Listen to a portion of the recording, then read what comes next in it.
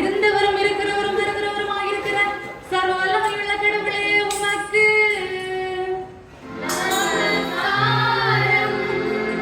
மன்னனின் ரட்சகனாய் மகிமையின் மன்னவனாய் மகிழ்வாழ்வை தரும் மங்காத ஒளியே உமக்கு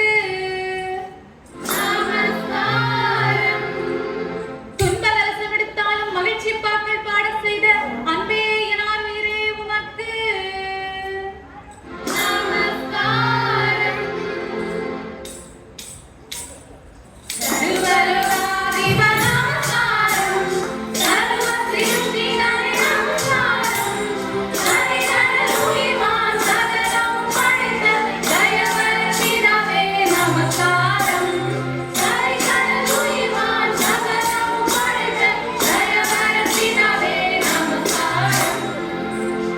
இந்நாள் நமக்கு பொன்னாள். நம் கிறிஸ்தவ பக்தி முயற்சி சங்கத்தின் ஆண்டு விழா பெருநாள். இந்நன்னாளிலே கிறிஸ்தவர்களை அழிக்க புறப்பட்டு கிறிஸ்துவால் பிடிக்கப்பட்டு கிறிஸ்துவுக்காய் வாழ புறப்பட்ட ஒரு வாலிபனை பற்றி தான் இசைவெளி இறை செய்தியா பார்க்க போறாங்க. அது சரி, யாரா இந்த வாலிபன்? தர்சு பட்டணத்திலே செல்வ செழிப்பு மிக்க குடும்பத்திலே திருச்சட்டத்தை திட்டமாய் கற்று வாழ்ந்து வருகின்றான் ஒரு வாலிபன். அவன் தான் நம் கதையின் கதாநாயகன் சவுல்.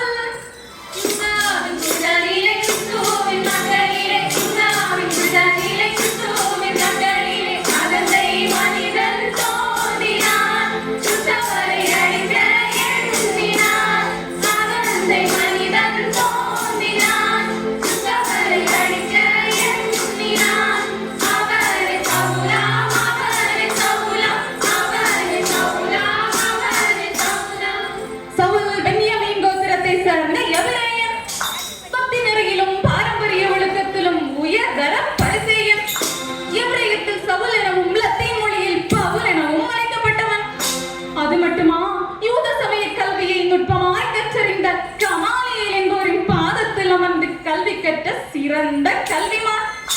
இப்படி சவுலின் பெருமைகளை அடுக்கிக் கொண்டே போகலாம். ஆனா அவனுக்குள் ஒரு பகைமை தீ பற்றி எரிந்து கொண்டிருக்கின்றது. கிறிஸ்தவர்களை அடித்தே தீர வேண்டும் என்ற வெறி தலைக்கு ஏறிக் கொண்டிருக்கின்றது. இப்படி இருக்க தமஸ்குவில் இருந்த கிறிஸ்தவர்களை அழிக்கும்படியாக பிரதான ஆசாரியரிடமிருந்து நிருபங்களை கேட்டு வாங்குகின்றான் சவுல்.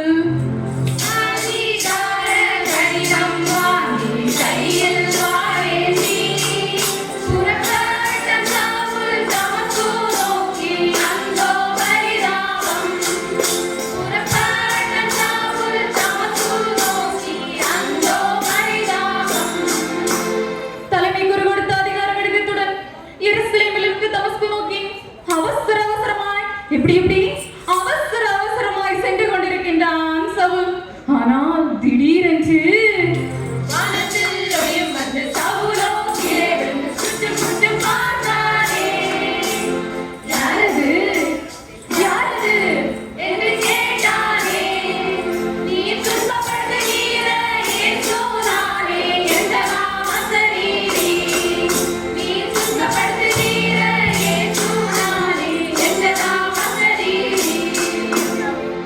சவுல் தமஸ்கு போகிற வழியில ஒரு மொழி அவனை ஆட்கொள்ள சட்டென்று கீழே விழுந்தான் சவுல். சவுலே சவுலே, நீ என்னை ஏன் துன்பப்படுத்துகிறாய் என்ற சத்தத்தை மட்டுமே கேட்டான். உடனே ஆண்டவர், நீ துன்பப்படுத்துகிற இயேசு நானே, முள்ளில் உதைக்கிறது உனக்கு கடினமா என்று தன்னை அடையாளம் காண்பிக்கின்றான். அத்தோடு அவன் பார்வையும் பறி போனது.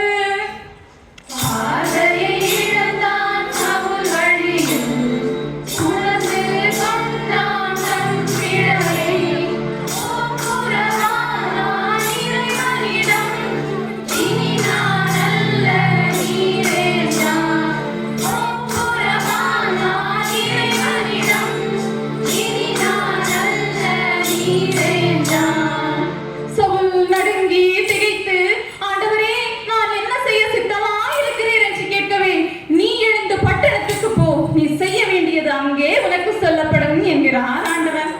பார்வையற்றவராக தமஸ்கு செல்கின்றார் சவுல். அங்கே கடவுளுடைய தூதர் வழியாக அனனியா என்பவர் சவுலை சந்திக்க அவர் தலையின் மேல் கைகளை வைக்க மீன் சதுகள் போன்ற சதுகள்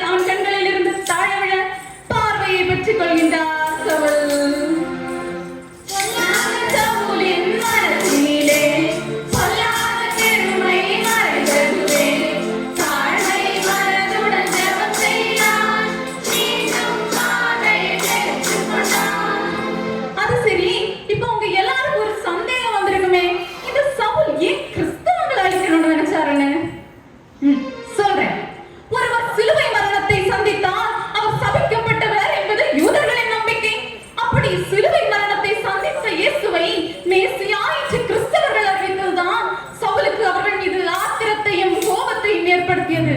எனவேதான் கிறிஸ்தவர்களை ஆரம்பத்திலே அழித்து விட துடிக்கின்றார் சவுல். சரி, இயேசுவை சந்தித்த சவுலுக்கு கடைசியில என்ன நடந்துச்சு தெரியுமா?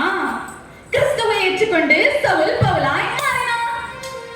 எந்த நாவு கிறிஸ்துவை பழித்து பேசியதோ, எந்த நாவு கிறிஸ்தவர்களை துன்புறுத்த அதிகார கடிதம் கேட்டதோ, அதே நாவு இப்போது சொல்லுகின்றது, அன்பே பிரதானம், சகோதர அன்பே பிரதானம், தினமழையாது தீங்கு உண்ணாது, தினமழியாது தீமை செய்யாது, அன்பே பிரதானம், சகோதர அன்பே பிரதானம்.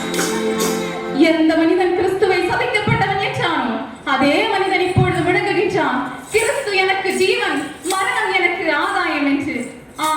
கிறிஸ்தவர்களை துன்புறுத்த துடித்த பவுல் கிறிஸ்துவுக்காய் துன்பமேற்று வாழத் தொடங்கினார். பல திருச்சபைகளை கட்டி எழுப்பி திருச்சபை வரலாற்றில் முக்கிய இடத்தையும் பெற்றார். போராட்டமே, நல்லதொரு போராட்டமே, போராடினான் போராடினான், நல்ல போராட்டம் போராடினான், போராடினான் போராடினான், நல்ல போராட்டம் போராடினான். ஆமாங்க, கிறிஸ்துவை துன்புறுத்த துடித்த பவுலை கிறிஸ்தவத்தை பரப்பும் கருவியாக மாற்றினார் நம் ஆண்டவர். இன்று கிறிஸ்தவனாகிய நாமும் கூட நம்முடைய வாழ்க்கையில் பல நேரங்களில் நம் சொல்லாலும் செயலாலும் சிந்தையாலும் கிறிஸ்துவை துன்புறுத்துகிறவர்களாகவே வாழ்ந்து வருகின்றோம். இந்நிலை மாற வேண்டும். நம் பாவங்களுக்காக அவர் தன்னுடலில் காயங்களேற்றார். அவரது தியாகத்தை உணர்ந்து வாழ்வோம். பவுலை போல நல்ல போராட்டம் போராட ஆயத்தமாவோம். இறைவன் நம் வாழ்வையும் கரம் பிடித்து நடத்துவார் என வாழ்த்தி நல்ல வாய்ப்புக்கு நன்றி கூறி இத்துடன் எங்கள் இசை வழி இறை செய்தி